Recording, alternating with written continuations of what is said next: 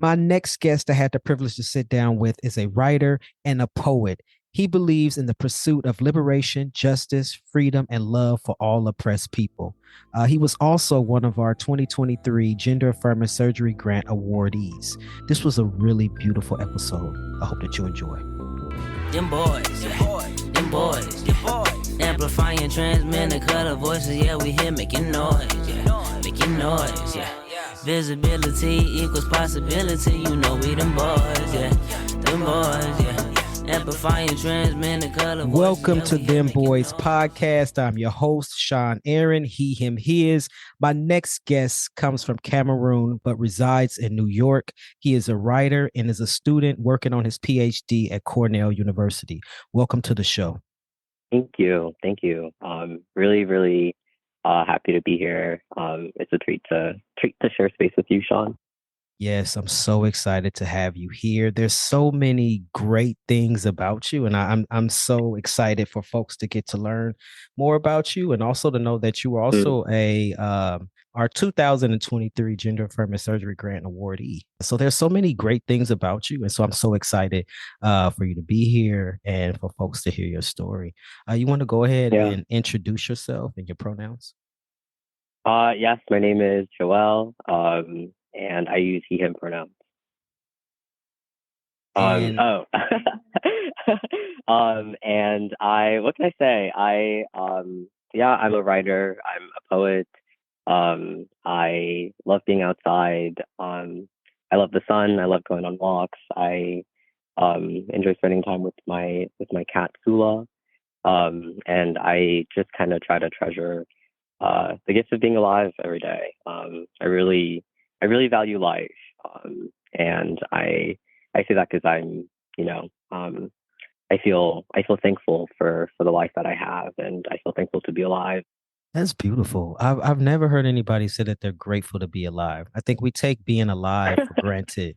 No, seriously, right? Like there is somebody that didn't wake up this morning, right? And they thought that they were. Well, I mean, we all think we're going to wake up the next day, right? Some of us maybe not, because maybe you're on a hospital bed or whatever, but just to be like, I'm grateful to be alive. Like I had that same experience yesterday. I went out for a hike and I just stopped in the middle of it was kind of like where the trees are and it's like an open space. And I was just looking out into that open space and taking in that air. And I was like, man, this is beautiful to be in this moment and to be alive and be able to see nature and to just have life. Right. And so to hear somebody say that, that's very, very beautiful. Yeah, absolutely. I also really, like I said, I enjoy being in nature, and part of it is just that I think I get jealous of nature. Like sometimes I wish that I was a rock, like rocks are just. I was out with a friend today. We were, by a little lake, and I just was looking all around, and they're all these rocks that are just there. Like they're so steady. They're just, they're just present and taking in the sun, and they're, sturdy. And I just, the fact that I can even just notice that, right? It's such a treat. The being in water is really healing for me. And I just feel like life feels more meaningful with, when like I'm leading with gratitude. And just to think about being a rock, nobody judges rocks. They all different colors, shades, shapes, right? That's smoothness, right. roughness, jagged, and nobody says, "Oh, I don't like that rock. You shouldn't be here, rock." Right? Like, yeah, I get that. Yeah. So, tell for folks listening, how did your name choose you? I chose it, I suppose. In a sense that it felt like a reclamation of myself. It felt like a self-fashioning moment. I was sitting at my desk, and I just kind of started jotting down my name. And I saw my name Joel. It's pronounced Joel, which is the same pronunciation of my given name, which is Joelle. And it's really meaningful to me because one of my uncle's middle names is Joel. And I just really like the way Joel looks also as a name. I think it's cool. I think it's edgy. And it feels like me. I remember the day that I decided that I would go by Joel. it felt like I was returning some piece of myself to myself. It just felt right. I mean, I think that I'm really guided by how things feel in my body. I try to trust my senses and the things that I feel, and the responses that I get through my body. And I just remember feeling a certain peace with it. Like, yeah, this is what we're gonna go with because this is what we like and this is what feels like you. And so there was a lot of kind of affirmation in deciding to go by Joelle. Did you practice your signature too? Like you say you wrote it down? Because I know, like when I was a kid, I used to practice my signature with my birth name. Because my mom used to always be like, when you grow up, you got to sign your name. So I would like, it got to be nice and pretty. I want to figure this out. So I used to stay in my room and just waste paper trying to practice the signing my name. So when you change your name, or like when you decided, hey, this is my chosen name, like, did you practice how you was gonna sign it? Yeah, that's such a good question. I did practice it. The good part, or the part that felt even right for me, was that I write it, it's pronounced the same. I kind of write it the same. There's just this kind of it's just that I dropped the L and the E, right? And so like even that for me like felt symbolic. It felt like a shedding, like a shedding of like, something that I no longer want to carry. And so kind of having those like two letters drop off, like it feels significant to me. It feels like part of my like world building, if that makes sense. Yeah, Yeah. that makes sense. Yeah, that's the exact same thing I did too. Like, I was like, listen, I'm not about to figure out how to sign my name, Sean Aaron, again. No, I like how my other Yeah. name was. So all I did was drop the first part of it off, because the S and then the rest of it was the same. So I just dropped the first part off, and then my signature is Hmm. pretty much the same. So yeah, that's Yeah. pretty cool that you think about it and like, okay, I'm saying it, and this is how I'm gonna sign it. I love that. Yeah. Exactly. And I also like the kind of like resonance in hearing Joelle and knowing that it can mean different things to different people, Mm. right? Like um I have a lot of uh I have a lot of people in my life who view me differently based on when they knew me, based on when they met me. I have people who met me in my life when I was going by Joe, J-O. And so that feels like a different experience. But when I hear Joelle, it's so encompassing of so many different selves that I have been. So it also just like, it brings, I mean, yeah, it brings a lot of pleasure to me. And so I want to ask you, for folks that's listening, just tell us and share with us your transition journey, right? You talked about your name, but tell us your transition journey from like when you had this sense of who you are now. So just starting from beginning up until like where you are now.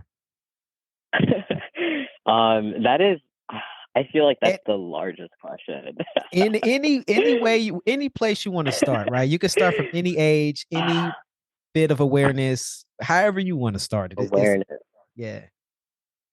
Awareness is hard. I think awareness is hard because something that I've been noticing as I've been kind of going through my 20s, I suppose, is that I sometimes have a hard time remembering um, memories from my childhood. And so they kind of have been coming back to me in like bit by bit.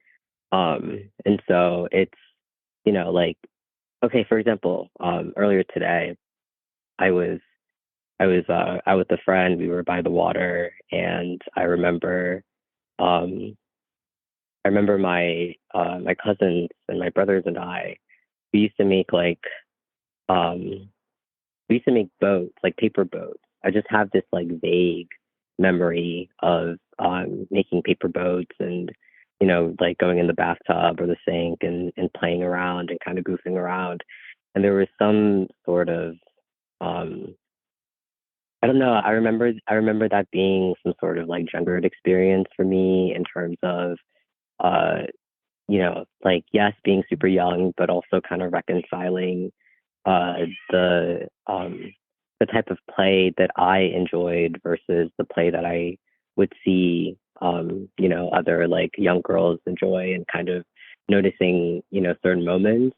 And so I think when I was younger, I would feel some sort of um I don't know how to call it, but some sort of like distance between who I could be and who I felt I was supposed to be or allowed to be or expected to be.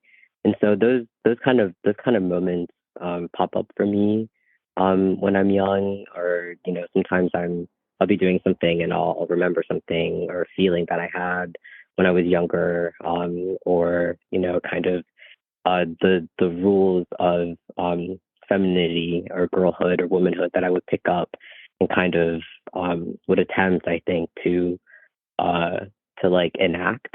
Um, and so, yeah, that's kind of, I think being in some way, not necessarily having language for it, but in some way kind of being able to notice those moments for myself when I was young, I think is part of my trans journey.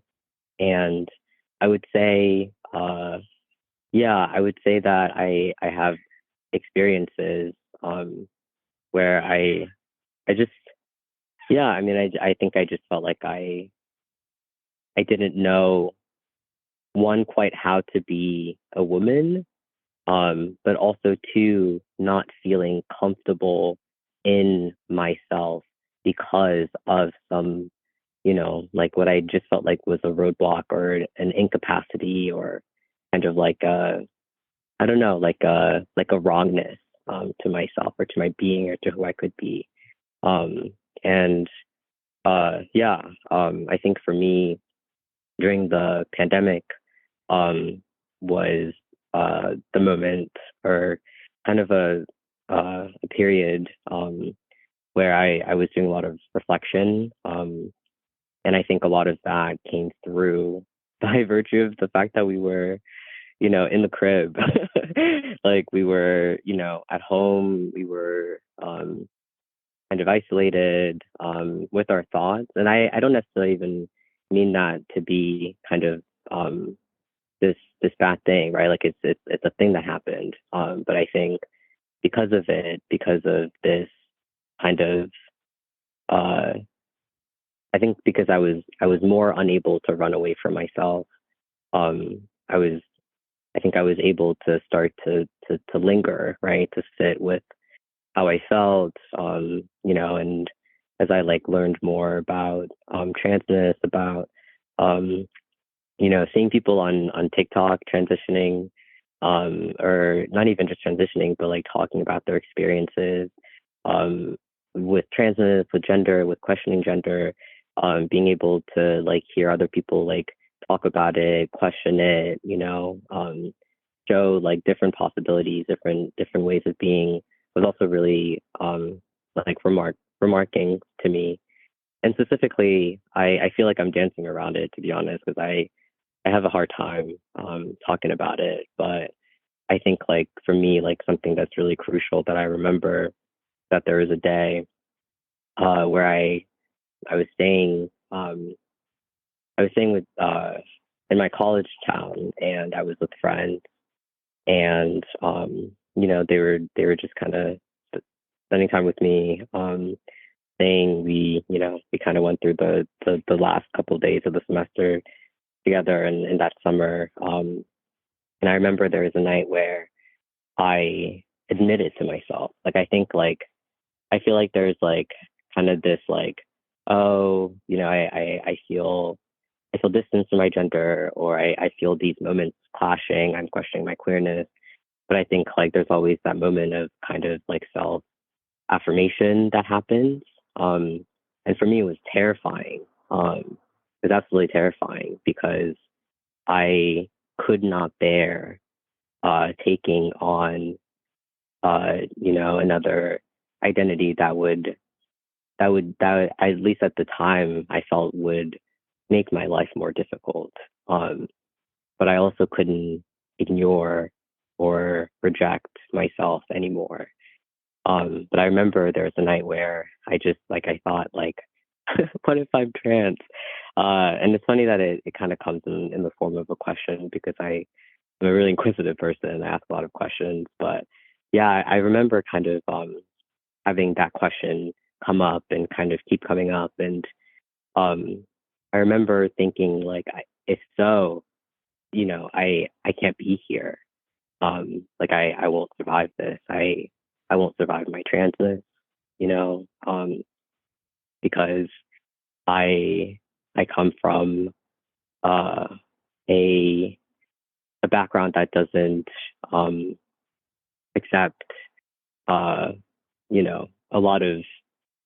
I come from a really traditional Cameroonian background, where questions of queerness, of transness, are really not accepted. Feels like so. It feels like such a. It doesn't feel like the right word. It doesn't encapsulate the kind of cultural indoctrination, and the kind of violence, um, that happens and that unfolds. But I remember thinking like I can't be trans. Like that's just not something that I can do. And I remember feeling, a lot of hopelessness and just kind of having a really hard time with that. And since then, since that very first question, I've gone through, a lot, and series of affirmation. I have a lot of love and support in my life, and friends and family, who cherish and adore me, and have been my wings, my angels as I have transitioned, as I have been able to get top surgery through your organization, and I guess all this to kind of fast forward to now, and I was just thinking even today, like I just feel like I feel so lucky to be alive because I am living as myself. Like I wake up every day, in a body that I love, in a body that I don't reject, that I'm in safe in. I recognize myself in the mirror. Um, I sound like myself. Like I hear myself and I think, oh, it's me. I feel, so much more confident, so much more able to be who I want to be. I feel able to engage, with people in the way that I want to engage with them, in a way that, um, was really challenging, for me, before I kind of, you know, like came home to myself. Hey, this is Sean Aaron. I'm the founder and executive director of Dem Bois Inc. I am also the host of Dem Bois Podcast. As you may know, Dem Bois provides financial assistance to trans men of color in order for them to obtain gender affirming surgery. We have great news. We're currently looking for volunteers to help support our programs. Our programs include our gender affirming surgery grant program and also our personal care package program. We personally curate packages filled with personal hygiene items. Just to name a few, things like tissue, soap, towels, toothpaste, and toothbrushes. We mail them out to trans men of color across the country who may be in need of help caring for their personal hygiene needs. We are looking for volunteers to help raise funds to support our programs.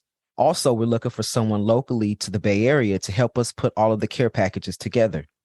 If our mission is something that resonates with you and you would like to help support our work, just let us know.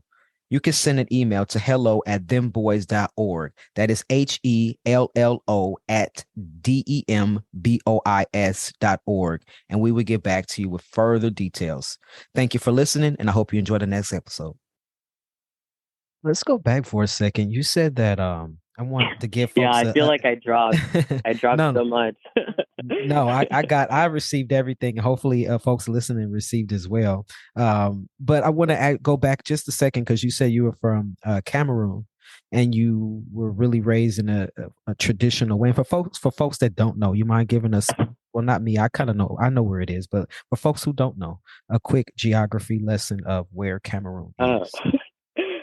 Yeah, Cameroon is in West Africa. And so when you say you were raised in a traditional way, so to speak, like what would that entail? I mean, I would say I, kind of I came through, had the experience of being, first gen immigrant. It kind of feels weird to talk about it in such kind of like broad strokes, because it feels weird to like attempt to kind of like condense these chapters of my life. Um, but yeah, I mean, I was raised with kind of traditional values, and kind of expected to do well in school. I was like queen of extracurriculars. I was always involved in sports. I was kind of I kind of I think I enjoyed being good at school because it felt like something that I could do, that I could do well. And I was always in clubs.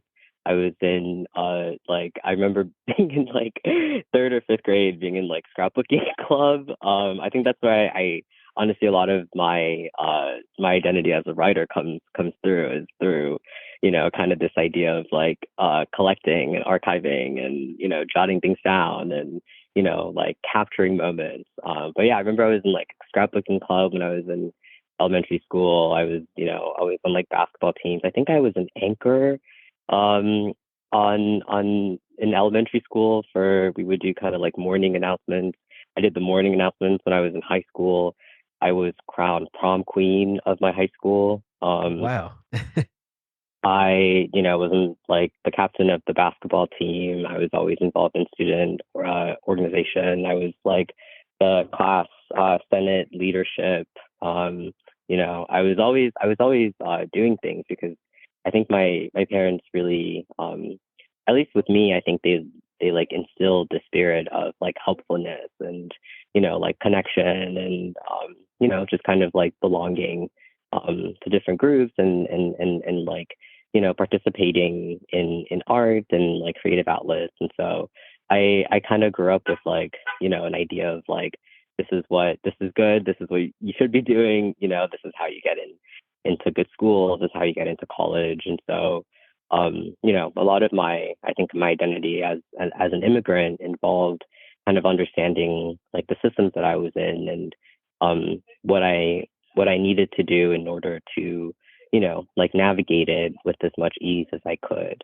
And I think a lot of it for me ended up being just kind of being in connection with others, and just kind of being parts of different groups, and talking to different types of people, and being open-minded and open-spirited to different ways of being, different ways of inhabiting the world, different ways of thinking about things. Yeah, I think that's something that I think like came out of my family values in some ways. I think I'm a lot different than a lot of my family members in different ways. But yeah, I was always encouraged to be parts of different stuff, and I really appreciated that part of my like the way that I was raised, I suppose. So first you said that when you decided, hey, and you asked yourself questions, am I trans? And you said that was something that you couldn't do. What was it Yeah, for you that made that switch from I can't do this, I won't survive this, to you know what, I'm going to choose to live authentically? I think because I grew up in the church. I grew up in a really religious family, a really spiritual family, and I struggled with how the way you know the way that queerness was held within the church, and the kind of discomfort that it would bring to me, even when I didn't quite have that like self affirmation yet, but the uneasiness that I felt towards the way that love is policed. And I think as a kid, um, you know, you hear what you're told, hear what is the stories that are passed on in families. I mean, I remember. I think this is also to go to kind of like my background in Cameroon, there's a lot of there are instances of kind of gender violence and sexual violence or homophobia and transphobia that occur that make that kind of like make the news, and the way that people talk about it was always really uncomfortable to me. Like I remember an uncle who uh, like would share stories about, kind of jokingly too, about stoning queer people in Cameroon, or just kind of the way that conversations would go when queer people were brought up were always something that made me uncomfortable. And I think the religious interpretations also, right, about sinning and going to hell, and just kind of the condemnation of it all, made it really difficult for me to see um, a way of being myself, of existing freely, and of just being myself amidst, I think, family that interpreted my aliveness or my existence in a particular way. And I think, it's religious, religious trauma is really hard. It's really difficult to hold, but yeah, I struggled a lot with the ways that my family used religion and the church to kind of, like get me to not be me, to not be myself, to be a different version um, of kind of who they wanted me to be.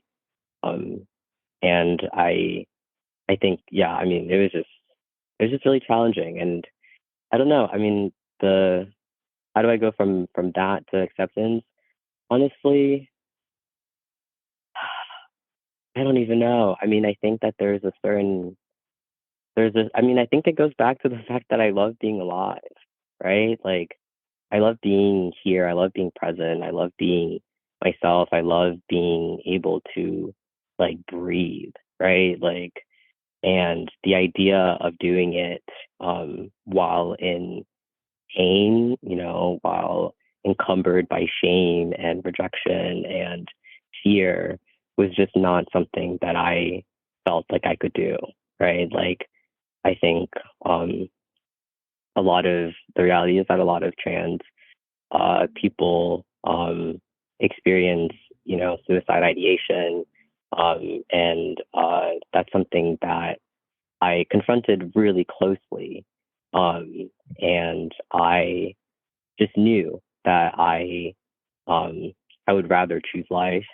Um, and if so, I would want to do it freely, right? Not kind of, I don't know, boxed by shame or boxed by fear or boxed by um, kind of, interpretations of from others. Um, I just knew that I wanted to live a free life. So I think that's kind of where the acceptance came in. And also, I had a lot of friends who were there for me, who reminded me that I simply get to exist. I would have conversations with friends, but they would just say like you are who you are, like, and that is okay. Like I would hear that from them, right? Like I would have just people like reassure me that they love me, that they would be there for me, that they would, just walk through it with me. And I think I have always been really blessed um, to have people in my life who really deeply care for me. And so yeah, I came to myself because of love, because of how much love I was given and shown and helped with when I really needed it.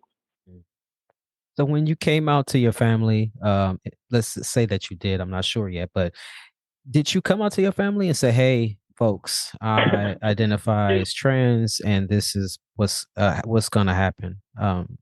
Did that happen? Did that Ooh. conversation happen? That one is a bit more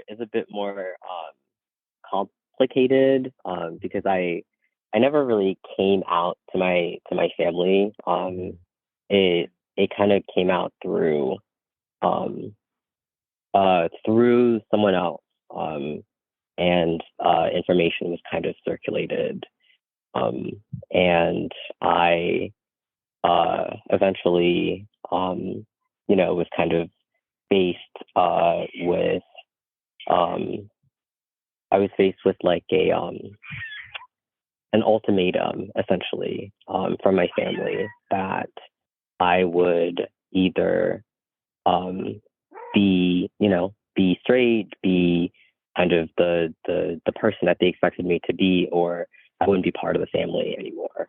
I remember there was a cousin who told me that um, my grandfather had this really beautiful thing about our family where he would say that we are like his stars, like his the women, especially of my family, um, were his stars and his paradise. And he kind of had always this really like beautiful like metaphors of like us as like constellations of his heart, and it was so tender. And I remember a cousin saying to me that I would no longer be one of the stars. Um, and it just kind of broke me, you know.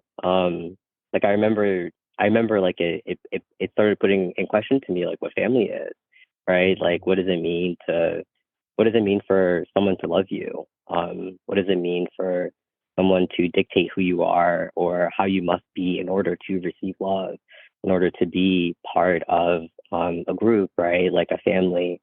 Um, and yeah, I mean, I kind of I navigate through a lot of conversation too, where there would just be a lot of religious, um, like I don't even know how I would call them, just kind of these really challenging conversations where I just felt trapped and just kind of had to listen to family members say really horrible stuff about queer people, about me, about my lifestyle, and the thing is, I mean, it hurt. It was heartbreaking. Like I felt like I went through periods where my heart just hurt so much.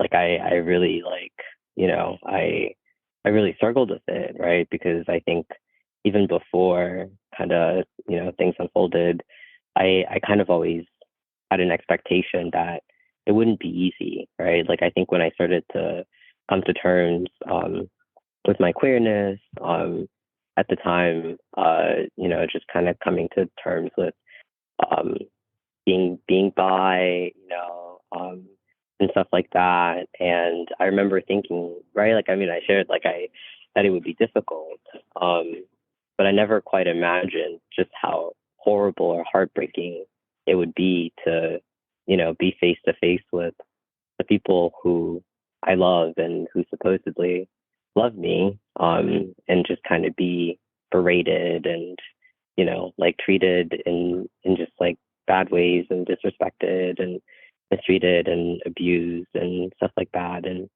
so I mean, it was really difficult.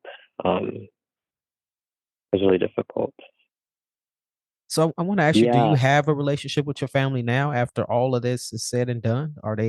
Do you talk to them? Um, yeah, it's complicated. So, okay, let me continue or backtrack a bit and say that and I think something that that is challenging about or an aspect of my Cameroonianness or my identity as an immigrant, which I think often comes in conflict with my identity as a writer and a poet, is this kind of the way that shame is carried, um, in terms of right, like kind of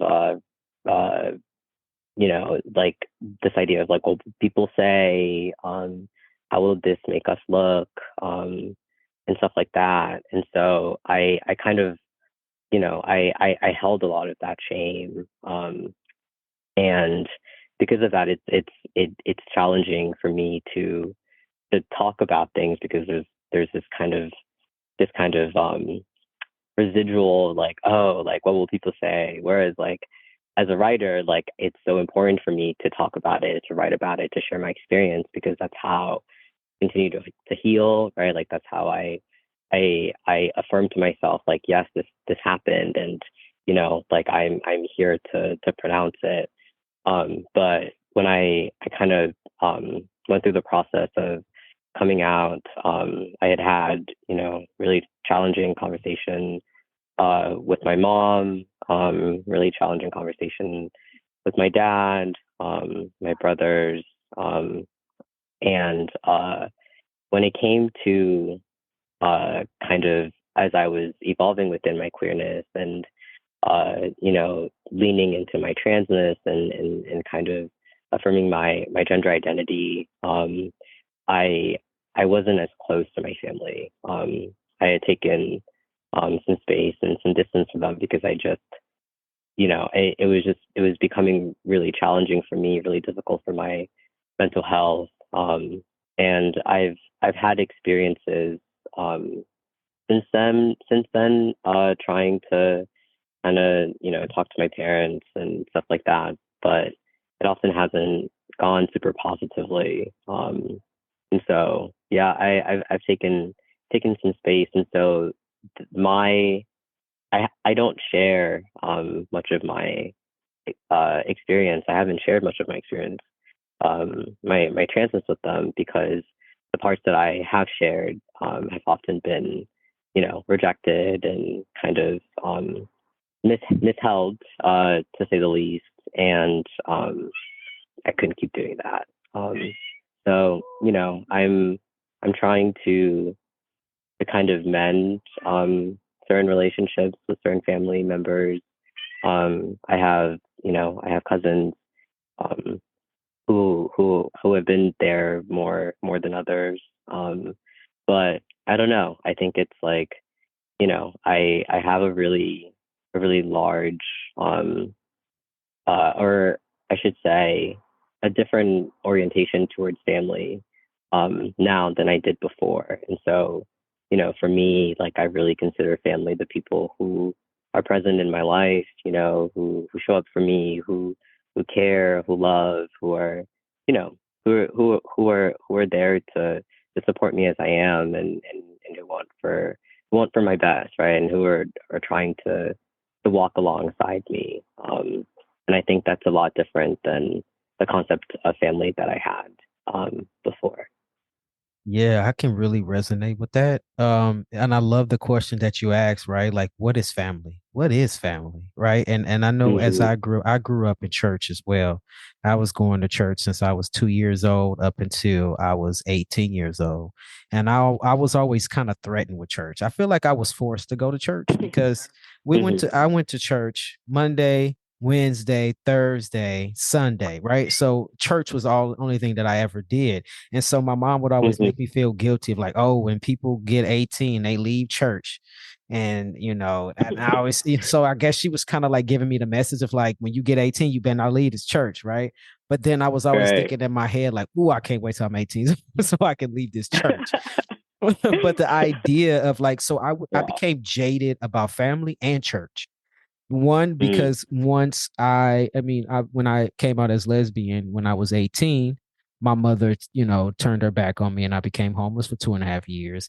And some of my family I have yet to even talk to since then. And I'm 43 now, right? And so Mm. and then it's this idea of like, because I remember being a kid and my grandmother would cook during the holidays. We would all get together for Christmas, Thanksgiving, 4th of July, Martin Luther King, like all of these holidays, right? We would get together. The whole family would come over. We would eat. So to me, I thought that's what family was.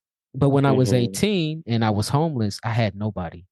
Right. And so it was Yeah. like, whoa, what about all those people that I spent so much time with? All these people that gave me hugs and kisses and said they love me. Where the hell are they now? Right. And Yeah. so I began to Yeah. shift of my Exactly. idea of like, what is family? And then I became jaded with Yeah. church because I felt like if church is supposed to teach people about love and acceptance and being in the likeness of God, for you to turn your Yeah. back on me and I'm a child, to me, I was Right. like, yo, that's not what church is about. That's not what family is about. And so I had to really, it took Yeah. me a long time. It took me until I was in my early 30s, late 20s to really learn what it was to have family and chosen family, right? And folks that, like you said, your family is the people that show up for you every day, people that Hmm. support you, love you, give you encouraging words, and allow you to be who the hell you want to be.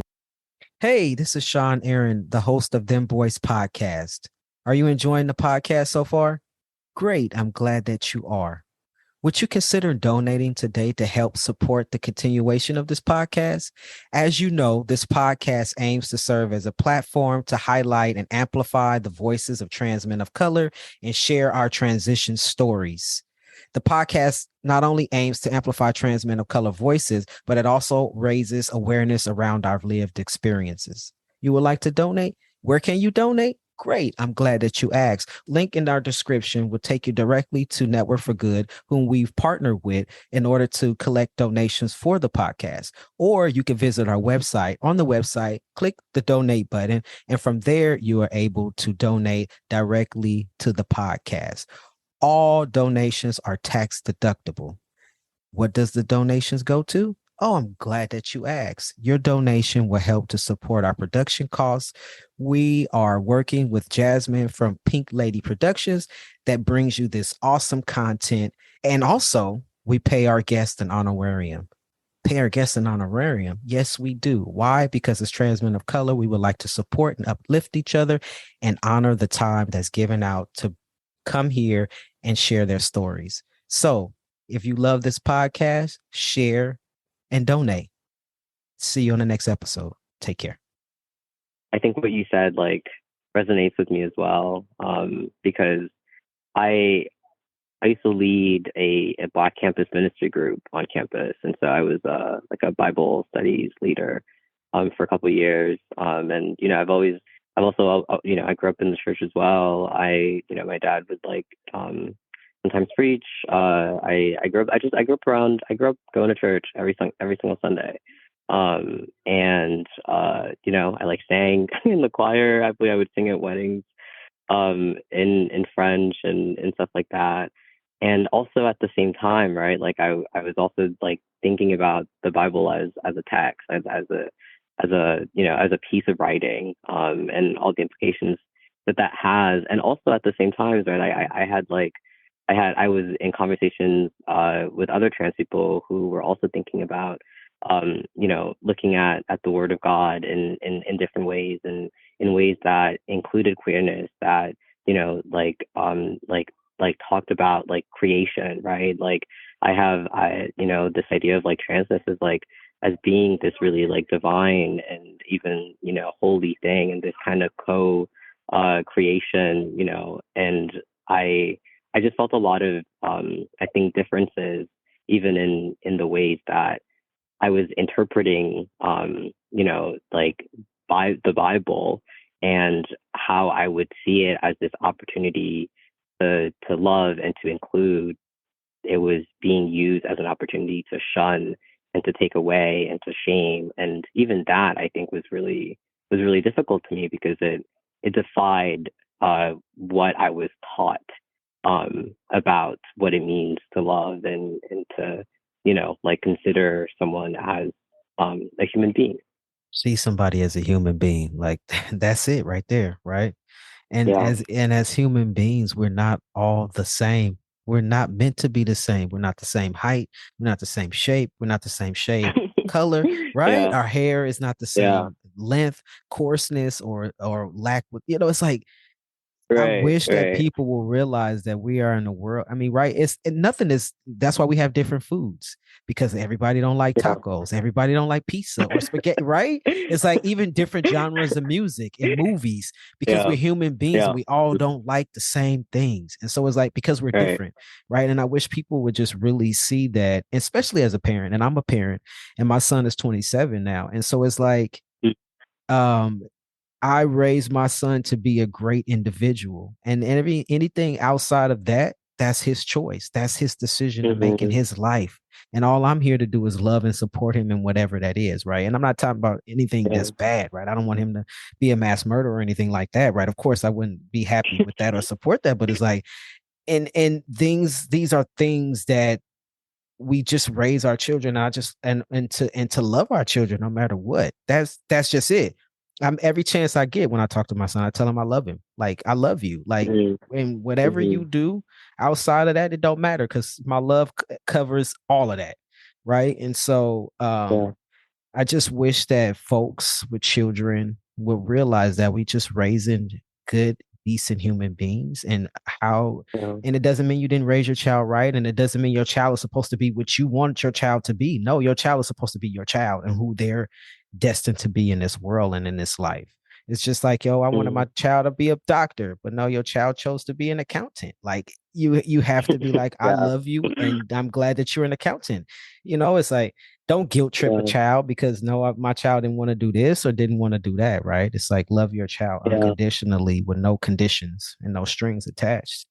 And so I wanna ask you, like, do you have any bit of advice for somebody listening that maybe they're saying, you know what, I'm going through the same thing. My family is super religious and I am holding back my transness, I'm holding back my queerness, I'm holding back being authentic, and I'm miserable. But I don't have friends and chosen ones to love on me. What can I do? Do you have any advice for somebody listening? Oh man. I think something that I would have wanted to hear in like such a case is that it's important to like love yourself. I feel like there's so much empowerment in kind of declaring like, hey, this is me, right? Like, this is who I am. This is who I am with abandon. Like, this is who I am, right? Like, this, despite what this says or what this person says or what these people say or what this law says, like, this is who I am. Like, this is me. This is my reality. And like that's okay. Because I feel like there's a lot of messaging that would otherwise tell you the opposite. And something that someone cannot take away from you is your love. Like, you can't take away someone's like love for themselves, And so, yeah, I think I would say practicing self-love, which is just not easy. Really not. I mean, I think it really involves like, sitting with yourself and being honest and true to yourself. I think something that I try to not lie to myself. I try to allow myself to be like a safe space for me. I think a lot of times, like, we want others to do that for us, to support us, right? And that's where like the beauty of community comes in, because it's not you're not supposed to be by yourself. You're not supposed to be like going through it by yourself. But there's also this kind of, I think, freedom in knowing that at least with yourself, like, you are safe. Like, I am safe. Like, I make myself safe. I can affirm myself. I know myself. I don't have to pretend to be anything else than like who I am and what I am with myself. I don't know. I think that's something that I think I've just had to practice a lot. And I think there's a lot of power to that. I know it's just like you said, it's easier said than done sometimes, right? We want to feel that way, but sometimes it's just really, really hard, especially with whatever situation that somebody may be in. But I think like and that was really good advice that you gave. But I also think that to connect it back to something that you said earlier was to just a starting point could be just to love life. And so just to have that love for life, right? And just to keep pressing forward. If you love life, let's love life tomorrow. and the next day and the Mm-hmm. next day, right? And it's Mm-hmm. just like keep pressing forward. And I, and then people say all the time, oh, things will get better, things will get better. And when you're in that moment, you think that it will never get Yeah. better. But Yeah. there's more life to live. And as long as you keep living and you're here and you love life and you go to the next day and the next day, things will shift and change. And even if it's Mm-hmm. just like if you're a youth and you're 15 and you like it just seems hard. Well, one day you won't be 15, one day you'll be 18, and then you'll be 21, right? And then of course your life will look different than it did when you were 15. And so it's just Mm-hmm. that thought and that idea of just starting to love life in general. And Yeah. and Yeah. and my own advice is like to learn to love life. If you need to figure out like what does life feel like, just go outside and take a deep breath, and that really right, and that's life. Like it's like Yeah. when you're hiking or you out near a lake or a river, and if you just stop and you close your eyes, and sometimes I do this myself, and you just inhale, and that's Yeah. life, right? You just take in all of Yeah. the energy that you need, right? Yeah, it's so simple. I mean, Yeah. life is breath, right? Life quite literally occurs in the inhale and the exhale of the every single day. And I remember when I was going through it, really going through it, I would just tell myself the sun is going to rise tomorrow. Mm. Like there were days where I would go to sleep and the thing that I would have to hold on to is knowing that the sun will rise. The sun will rise tomorrow and I'm gonna try again. Like even just that, I think some days really, really kept me going. I remember from my surviving homelessness episode, I mentioned it. I won't really just go into detail with it here, but there was a moment when I didn't want the next day to come.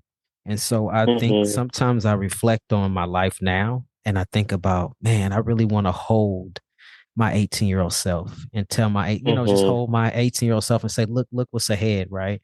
And just Mm-hmm. knowing that I'm not where I was then, even though I just knew, I Mm-hmm. just didn't know if it was going to get better, but to know that now Yeah. I'm 43 and I'm at an age that I never thought that I would see.